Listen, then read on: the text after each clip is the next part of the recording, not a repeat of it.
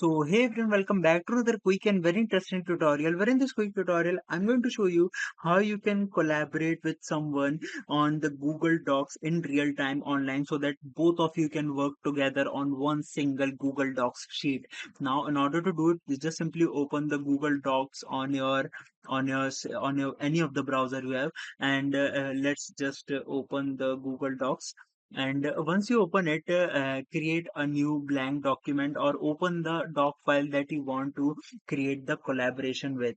Let's just go with this blank file, and if I want to collaborate with someone over this particular blank file, all I need to do is to just simply let's just close all of these pop-ups, and here I have to click on this option which says share.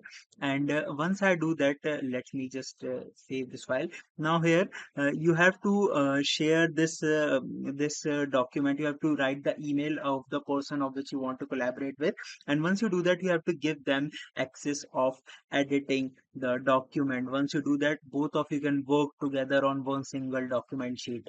Alright, so that's it for this tutorial. I hope this video will be helpful for you. Make sure to hit the like button and subscribe button for more such helpful and interesting tutorials. See you in the next one. Take care.